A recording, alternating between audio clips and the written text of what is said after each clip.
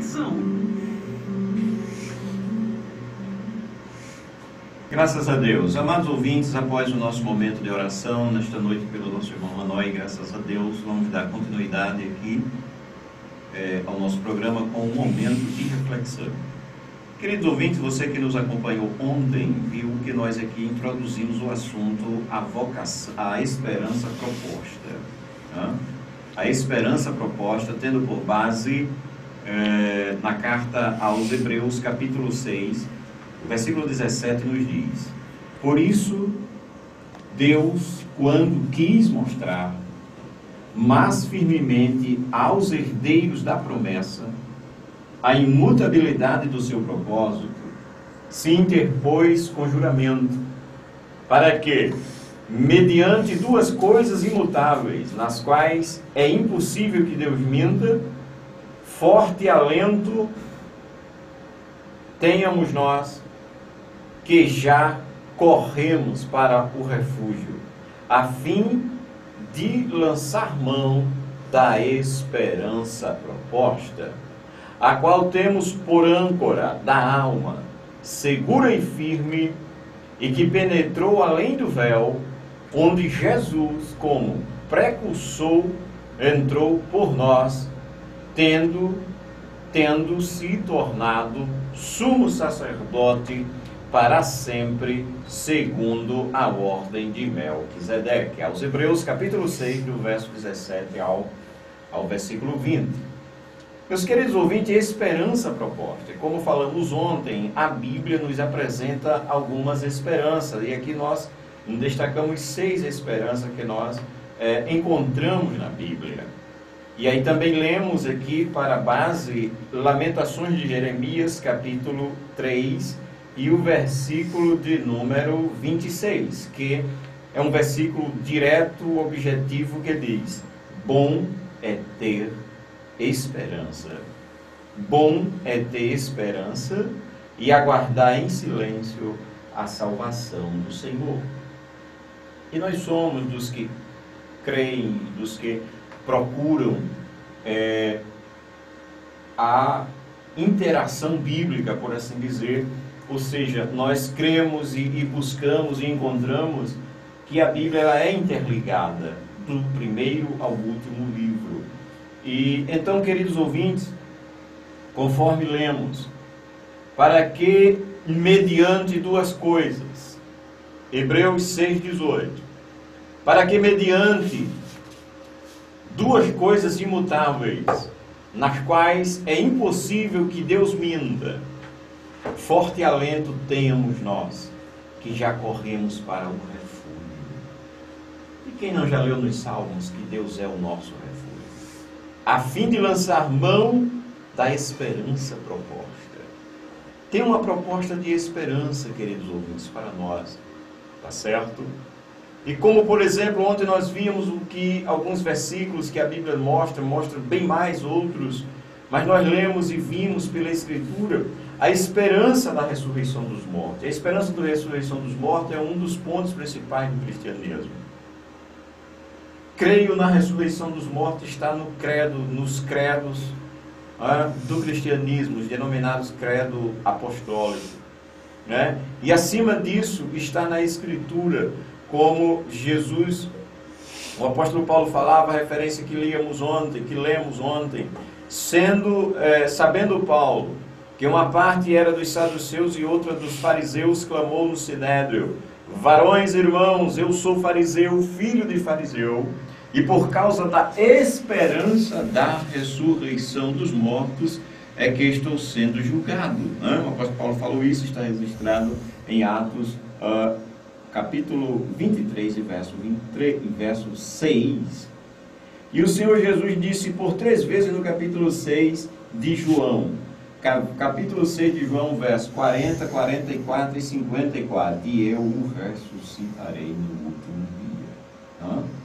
Então, queridos, lemos também sobre a esperança da glória de Deus, onde a Escritura vai dizer em Romanos, capítulo 5, justificados, pois, pela fé, temos paz com Deus, por nosso Senhor Jesus Cristo, por quem obtivemos também nosso acesso pela fé a esta graça, na qual estamos firmes e nos gloriamos na esperança da glória de Deus.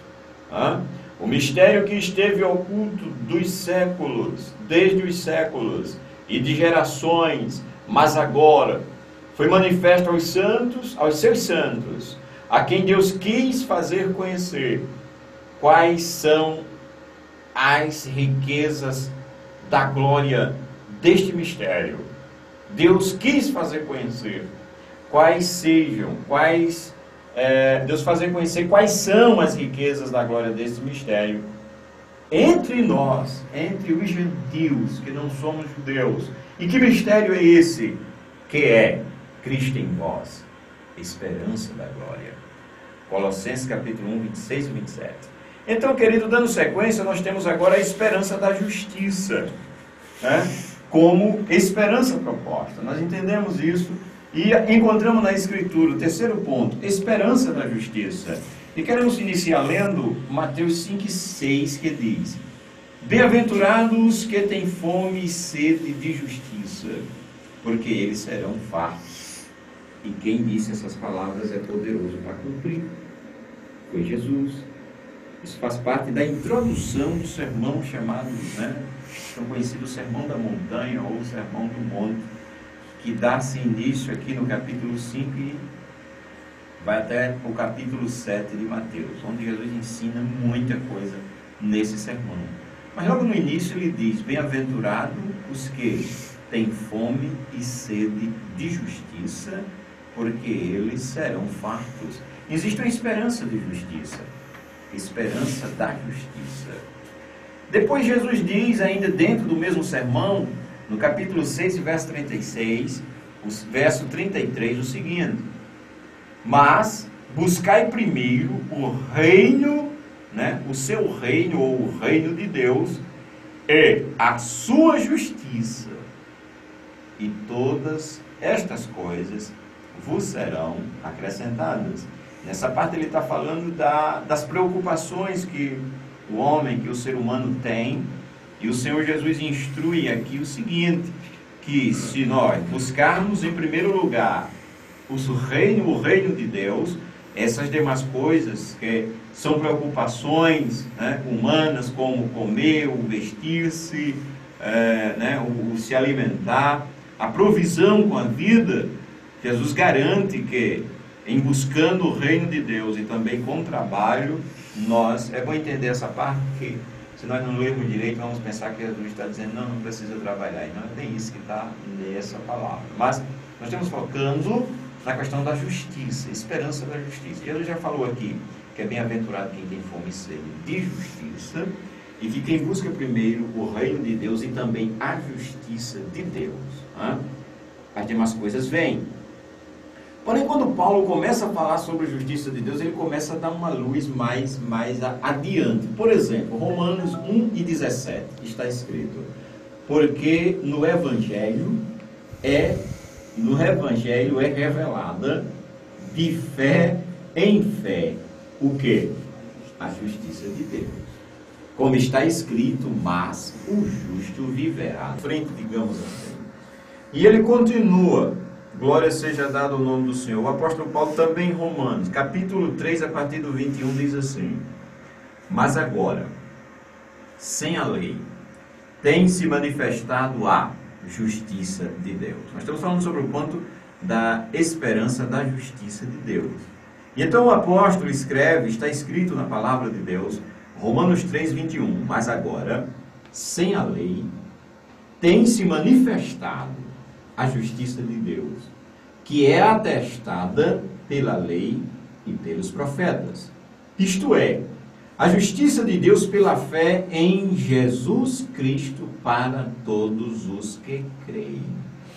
Que coisa maravilhosa é a Escritura. Ela vai esclarecendo, vai mostrando, vai, como diz no Salmo 119, verso 130, a exposição das tuas palavras da luz, dá entendimento aos simples. Então, pois, mas agora, sem a lei, tem se manifestado a justiça de Deus, que é atestada pela lei e pelos profetas. Isto é, a justiça de Deus pela fé em Jesus Cristo, para todos os que creem. Pois não há distinção, ou não há diferença, porque todos pecaram e destituídos estão da glória de Deus, sendo justificados. Olha que coisa, eu costumo chamar que coisa maravilhosa, que os pecadores podem ser justificados. Glória seja dado o nome do Senhor. E gratuitamente pela graça de Deus. Pela graça de Deus, mediante a redenção que há em Cristo Jesus. Então há esperança proposta da justiça de Deus, é algo maravilhoso para nós. Para nós quem? Pecadores, sim. Romanos capítulo 3 e verso 23. 23 diz: porque todos pecaram e destituídos estão da glória de Deus. Só que estes, sendo justificados gratuitamente pela sua graça, mediante a redenção que há em Cristo Jesus, ao qual Deus propôs para a propiciação pela fé no seu sangue. Glorificado e exaltado seja o nome do Senhor.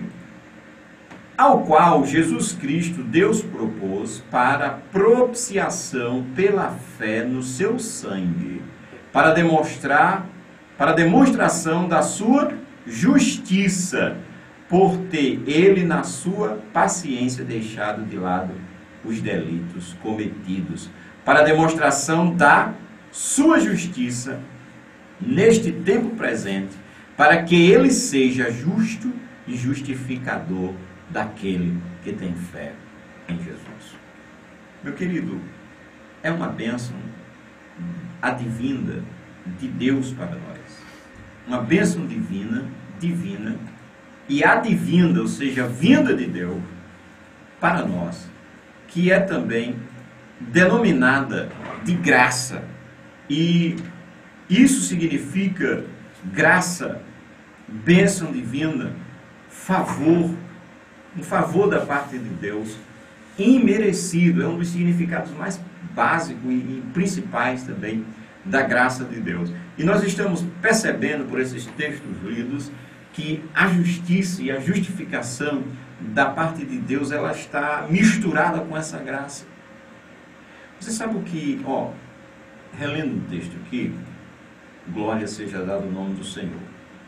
Romanos: porque todos pecaram e destituídos estão da glória de Deus, sendo justificados gratuitamente pela sua graça, mediante a redenção que há em Cristo Jesus, ao qual, eu quero focar um pouco aqui, ao qual Deus propôs para a propiciação.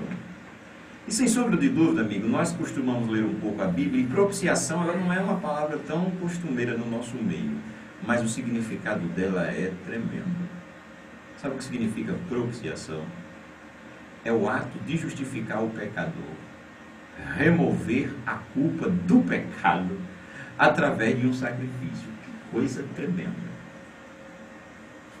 Não tem como. Quem costuma ler um pouco a Bíblia, ele só vai ficar uma coisa, a cada dia ele vai ficar maravilhado com as Escrituras. Jesus Cristo é a propiciação de Deus para nós, pecadores. E o que isso significa? Ato de justificar o pecador. E eu estou lendo um dicionário que explica o que é propiciação. É o ato de justificar o pecador da culpa do pecado. Você pode crer nessa palavra? Culpado sim. Aí me vem um hino da harpa que diz: eu sei que eu era culpado. Dá para crer nessa expressão desse hino? É muito forte. Eu sei que eu era culpado. Irmão, você quer dizer que não é mais? Sim. É o que a Escritura está dizendo, querido. Ou eu creio nisso, ou eu não creio que Jesus pode me salvar. Porque Jesus é a propiciação de Deus. E se propiciação E se propiciação é o ato de justificar o pecador, removendo a culpa do pecado através de um sacrifício, isso não precisa nem apontar e nem dizer mais que é Jesus, porque eu tenho certeza que você sabe que Jesus foi sacrificado por nós.